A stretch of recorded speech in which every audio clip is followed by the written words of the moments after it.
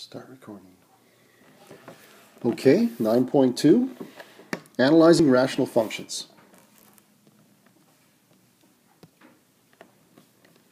Some graphs of rational functions will have vertical asymptotes. For example, y equals 1 over x is going to have a vertical asymptote at x equals 0. Y equals 7 over x minus 3 is going to have a vertical asymptote at x is 3. And y equals 3 over x minus 2 plus 4 is going to have a vertical asymptote at x is equal to 2. Let's analyze the behavior of y is equal to x squared minus 5x plus 6 over x minus 3. Now this appears to be a parabola divided by a line. It also appears to have an asymptote at x equals 3. But this is not the case. Now we can factor the numerator, and it's going to look like x minus 3 over x minus 2 divided by x minus 3. But because it's factorable and can be reduced, crossing out the x minus 3's, it's now going to be written as y equals x minus 2, but x can still not equal 3. So what's going to happen is that it's going to behave like a line. It's going to behave like x minus 2, but because it cannot equal 3, there's going to be a point of discontinuity. There's going to be a hole in the graph.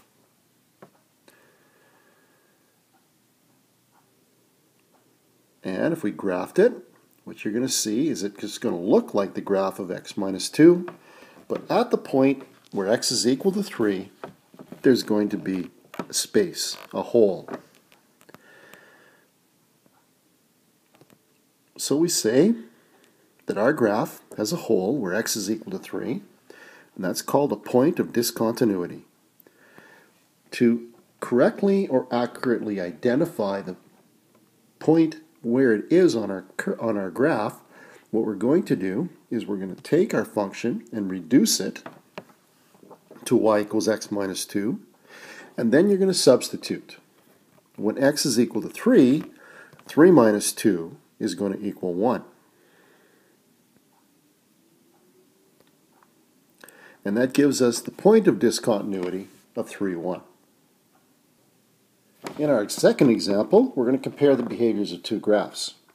Now on the surface, these two graphs look very much alike. F of x is x squared minus 2x over 4 minus 2x, and g of x is x squared plus 2x over 4 minus 2x. And we want to compare the behaviors of our graphs near any non-permissible values. Now, notice that the denominators can be factored. Well, in the first graph, we're just simply going to graph it, and we get a line with a hole in it. That tells us that it can be factored and reduced. Our second graph is just going to be two funny-looking curves. So, to look at where it's non-permissible, that's going to be where x is equal to 2. Our first example has a hole in the graph. The second example has an asymptote at x equals 2. So let's summarize. Both graphs have non-permissible values at x is 2. Both graphs have similar equations, but behave totally differently. Graph A has a point of discontinuity. Point B, as we said, has a vertical asymptote. Behavior near the non-permissible values. As x approaches 2, y approaches negative 1. And as x approaches 2, the absolute value of y, both positive and negative, becomes very large. So you can factor A to find the function it will behave like.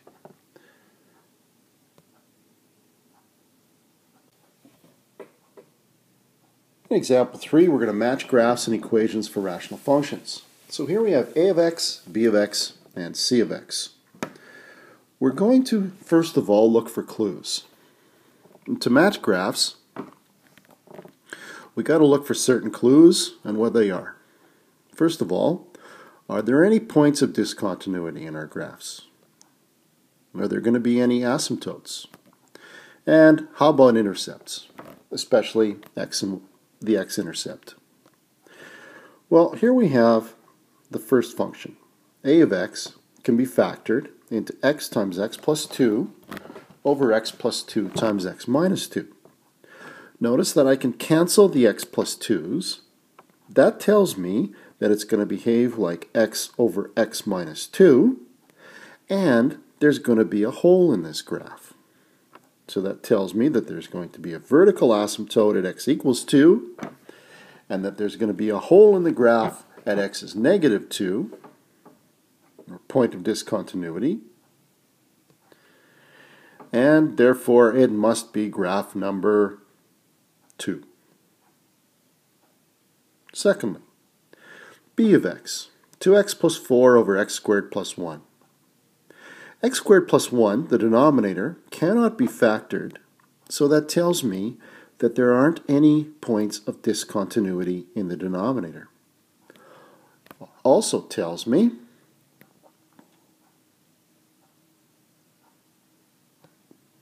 that there's going to be no vertical asymptote, and so the only graph that's continuously from one side to the other. We can check our y-intercept now, and if x is equal to 0, we're going to get 2 times 0 plus 2 is 2. 2 times 2 is 4, over 1 is 4. So that must be graph number 3. Let's look at c of x. c of x is 2x over x squared minus 4. Stop. Now, because x squared minus 4 can be factored into x plus 2 times x minus 2, nothing can be canceled. There's no points of discontinuity. However, there will be 2 vertical asymptotes. One is going to be at x is positive 2, and one is going to be at x is negative 2. The only 2 graphs that have this, well, we can also look at a y-intercept. If we set x is equal to 0, you're going to get y is equal to 0 over negative 4 or 0. So this has to be graph number 1. So to summarize, the graph of rational function has either a vertical asymptote or a point of discontinuity corresponding to each of its non-permissible values. Or it can have no vertical asymptotes or points of discontinuity. To find any x-intercepts, points of discontinuity, and vertical asymptotes of a rational function, you analyze the numerator and the denominator. A factor of only the numerator corresponds to an x-intercept. A factor of only the denominator will correspond to a vertical asymptote. A factor of both the numerator and the denominator, which means it can be cancelled, corresponds to a point of discontinuity. To analyze the behavior of a graph near a non-permissible value, you can use a table of values or the graph, and even though the function is undefined or doesn't exist at the non-permissible value itself. Your assignment is to do page 451, 1 to 8. Have a good day.